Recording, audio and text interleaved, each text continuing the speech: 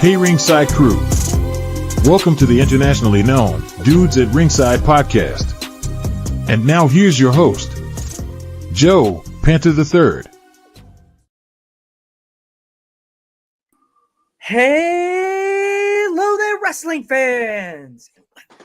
To another episode of the internationally known Dudes at Ringside podcast. I am Joe Panther III, and with this being UK Wrestling Month / International Wrestling Month, I figured I'd bring on an awesome gentleman to entertain you guys with this being the last one of the day. I'm not taking a little break tonight. Relax the pipes. Relax the pipes and put the stash back on the wall for the night. Introduce yourself to my internationally known audience. Yes, I'm the peak of perfection, the altitude of attitude, the Everest, Alf Everest, aka your inaugural CPW champion. Oh, we got another champion in there. Remember, I don't know if you ever heard this. Tuesday Ringside is the internationally known home of champions. So, yeah. Yes, we've had belts from all over the world. My dad has to keep re-nailing the wall and putting spackle over the holes because the belts aren't light. So, when did you get into the professional wrestling business? Only fairly recently. I started training in 2023. I did do a little bit of training when I was a kid, when I was really young, when I was about 8 or 9. But then I found myself getting into football a lot more. So then I kind of fell out of love with wrestling for a while. But yeah, I started training in 2023. I trained initially in Walthamstow with Greg Burridge for a couple of sessions. He's one of the guys who trained Will Ospreay. So I trained there for a little bit, but it was in Walthamstow. I live in North Essex, so it's quite a distance. And then a school opened up really locally to me, which is CPW. And my trainer is Ali OK. So that's where I've been training since April 2024. Oh, wow. There you go. So how long did it take you to find the school you resigned at now? Yeah, quite a while. I mean, I was aware that basically there's a organisation, Championship Extreme Wrestling, in Braintree, Essex, and I used to go to a few shows, and I always looked online to see if there's anything local in like the Braintree, Essex area. And then the promoter Adam Paris set up CPW, and they had an estimated date starting in April 2024. So I was just waiting really for that to happen. I went to a few different schools, but that's where I am now, and that's where I feel most comfortable, to be honest with you. I think it's like a really, good vibe when you go there. I felt really welcomed, and I've stayed there ever since. Were you like familiar with the independent wrestling scene before you went into this big journey? Yeah, I mean, probably since I was like 5, I was going to like independent shows in London and Essex. Because initially I'm originally from London, so I was going to quite a few shows there, seeing the likes of Jodie Fleisch, Johnny Storm, quite a few people actually over the years I've seen, like Juventud Guerrera come over to the UK, Bret Hart, and a few people like that. So I've mainly been into independent wrestling, to be honest with you. Oh, wow. Yeah, like I see that CPW, is that Coventry Pro Wrestling, or is that a different CPW? That's different. There's a few. We're certified professional wrestling. We're in Braintree, Essex.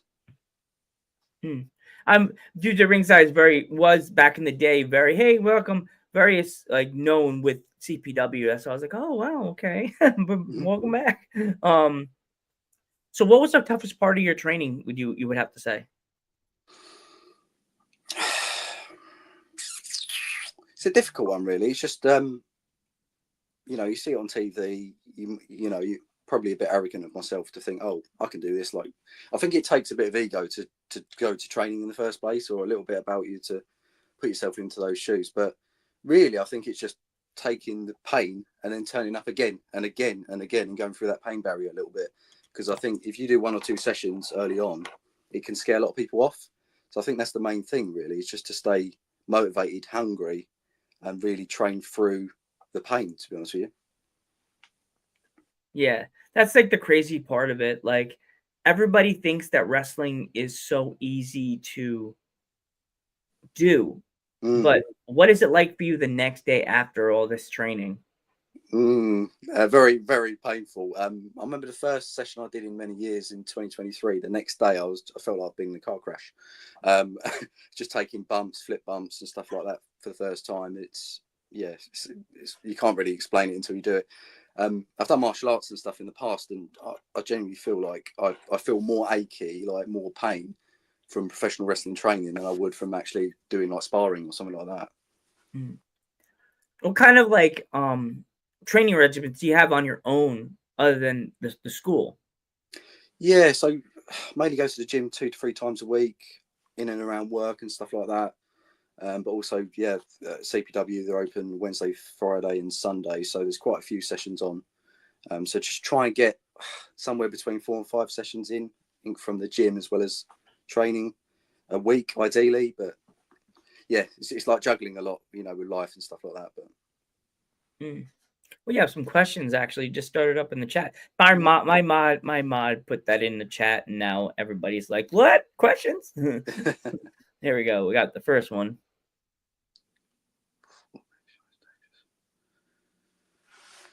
Ooh, I like the writing on that. What will make your opponent staring at the lights? My favourite move at the minute is probably a double. It's basically a backbreaker. It's my own version of a backbreaker. It's double underhook backbreaker. Hold them up in the sky and then literally drop them straight onto my knee. That's probably my favourite move at the moment. I'm calling it the Rainbow Valley backbreaker at the moment, in case someone steals it. Cheers, Logan. Hello, welcome, Logan. We have another one here. Boom. I think pretty much that falls in the same style. Yeah, I mean, I don't know if I can show you because of the green screen. Mr. Kendo. Yeah, I see the Kendo, yeah. Yeah, Mr. Kendo. He might technically be my finisher at the moment, if the referee's not looking. Yeah. Yeah. And Mr. Kendo, welcome to Dudes at Ringside. Don't hurt me. He said thank you for having me on. Okay, cool. Welcome. Ooh. Who's your hardest fight? It's hard to say, really, to be honest. Probably the one I had in your face when I lost my belt, but it's a sore subject against the big rig. So that's probably the hardest match I've had so far. Mm-hmm. Pre-match ritual. Yeah, it's weird actually. Professional wrestling. When I first heard that people have pre-match rituals, I was a bit like, that's a bit strange. But then I found myself doing my own kind of thing as well. To be honest, behind the curtain, I'll literally just not talk to anyone for a couple of minutes and just concentrate a little bit. And then as soon as I hear my music, I'm straight out with Mr. Kendo. And then Mr. Kendo's smashed off my bonds a couple of times and we're ready to go.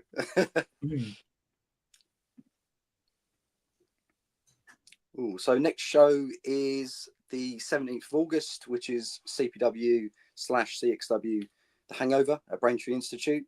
So that's my next match. I'm going to be facing Iron Aiden. So do you ever have a Kendo friend for your Kendo friend? Or is he the only one? Well, if you check out Mr. Kendo on Instagram, you can see there's some Mrs. Kendos. He does have a few female friends who also kendo sticks, but his pronouns are stick self. So okay. Does he have children? Not yet. No, not yet. They're like rabbits. Careful, you may have a house full of kendo sticks. Yeah, I've got a few at the moment. So safety first, Kendo. I'll tell him to wrap it up. Yeah. Yep. I can see the whole thing wrapped in like plastic wrap, and you're like, "Why did you eat like that?" And then he falls over. Yeah. If it comes to like a hardcore match, I guess Mr. Kendo you don't want to hurt him. So do you have him put away in a separate part of the arena in a safe place where nobody sees him? Yeah, I mean, I'll come out to the ring with him. I'll make sure I keep my eyes on him back in the dressing room to make sure no one hides him or does anything silly. So, yeah. I guess your worst fear is the Sandman shows up and he sees him. He'll probably smash him to bits, wouldn't he? Jeez, But wouldn't you want to get one match with the Sandman? If possible. If someone can book it, I'm in. I don't know if he's allowed to leave the country. you would have Well, to I come guess I'll have to here. go over to the States and do it then. Otherwise, someone's going to have to just contact me. You have to come to Philly. You have to come to Philly or come from Pennsylvania. Well, You know? it's funny. Yeah, it's funny. I met Sandman once. So when I was a kid, I think it's probably about 2005-ish. Mick Foley and Sandman were over in the UK. So yeah, I've met the man. I was scared because I was about 7. But yeah. So what would you say would be like your all-time favorite food? Oh. Probably we'll say Thai food. So probably red Thai curry, something like that. Ooh, okay. Yeah. I love Thai food. Yeah. What's your favorite? Ooh, I'm picky. I'll like the one with the cashews. Okay. Yeah, that one. Have you tried? It's kind of hard because I also like the beef. The beef when they have curried beef, whatever it is. Am I right? Am I saying that right? Curried beef? Mm. Yeah. Have you tried bamboo shoots in a Thai curry? Might be a bit adventurous for you. I'm an adventurous dude. Don't trust me. Like, I'll eat it. I'll eat anything that has no shellfish in it. I'll start breaking out, and then Fair enough. Yeah. yeah, The hives will think my glasses are part of them, and they'll take the glasses off, and it'll just be like hives like this on my face. I'll be like, yeah, maybe not. You have another question on the screen. Ooh. Maybe a hardcore match, just so Mr. Kendo will be legal in that match. There you go. Come down with a oh my god! When he finally has kids, it's like a baby carriage full of kendo sticks. Like, yeah, he needs to be careful, doesn't he? He needs to be careful. They're the children. You can't do that. They're children.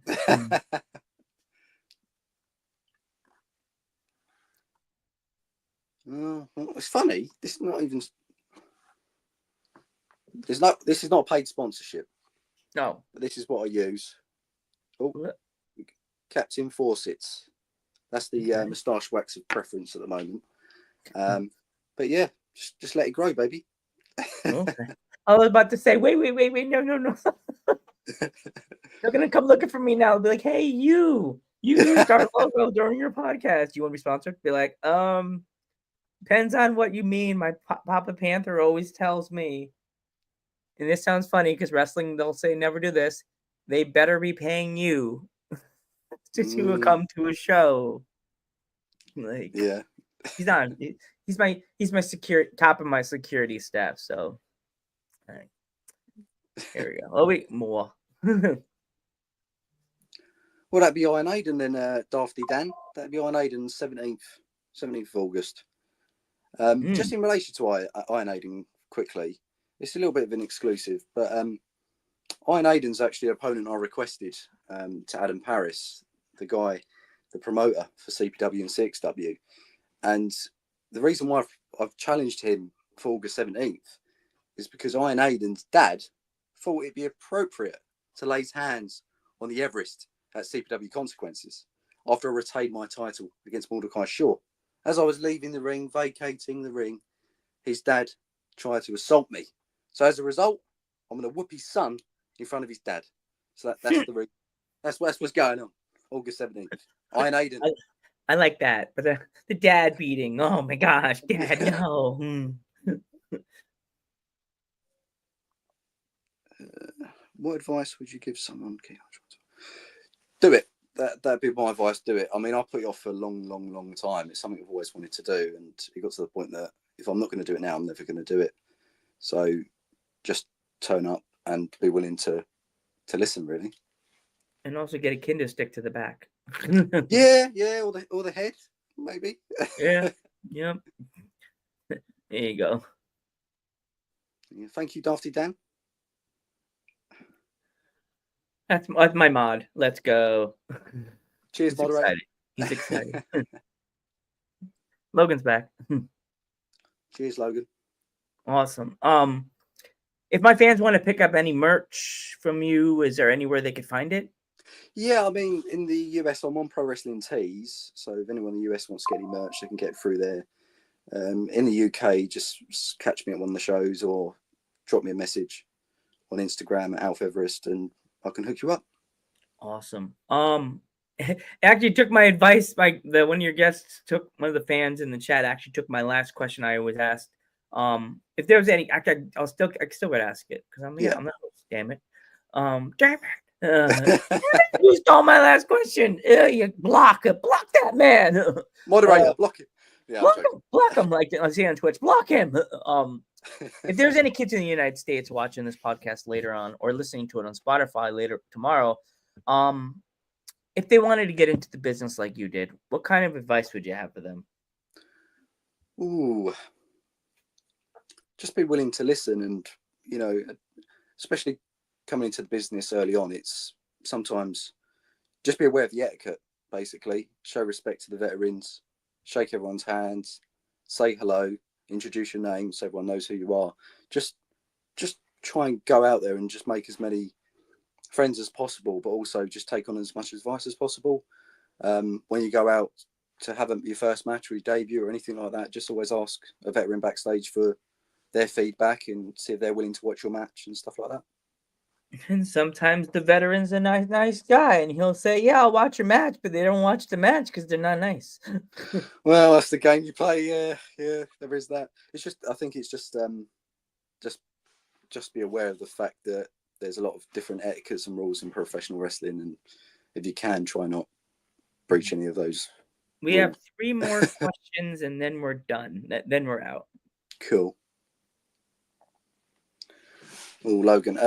So for me personally, there's quite a few wrestlers over the years that made me want to be a wrestler. But what actually got me into the actual training room again in 2023, I would say it's Adrian Street, Exotic Adrian Street.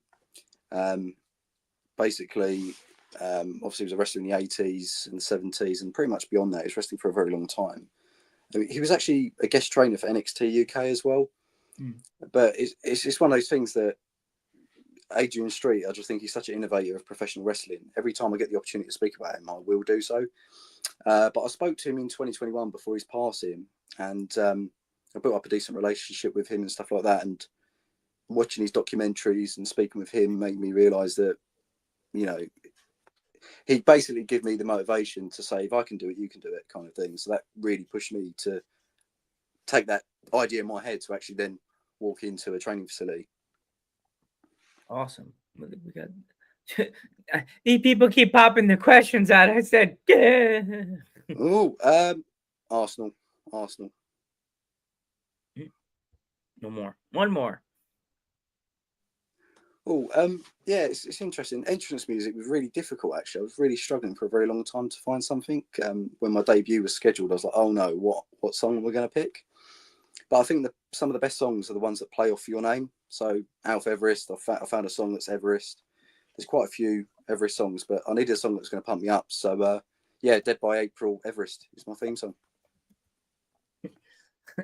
Yeah, well, I want to thank you so much for coming on the podcast. And chat, I want to thank you so much for coming out. If you're all here not subscribed to the Joe Panther Variety Show, where you can find Dudes at Ringside, and Mondays, Ghost Head Nerd Talk podcast is also live on Twitch. Please push the subscribe button to get all English, we know that. Information, everything about this channel that's existed for 7 years, and this podcast is on their 4-year anniversary of this podcast is now officially underway. If my fans want to follow you on social media, how can they find you? Yeah, so Alf Everest on Facebook, Alf Everest on TikTok, Alf Everest on Instagram. So it's all matching at the moment. We'll see when we go onto other platforms, but I've got decent handles at the moment. Awesome. I want to thank you so much for coming on the podcast. Everybody in the chat, thank you so much. Don't forget to push the subscribe button and follow Dudes at Ringside on Instagram, as well at Dudes at Ringside podcast. A lot of underscoring. It's just right, Dudes at Ringside. I'm Joe Panther III. And I'm the peak of perfection, Alf Everest. And we will catch you in the next one.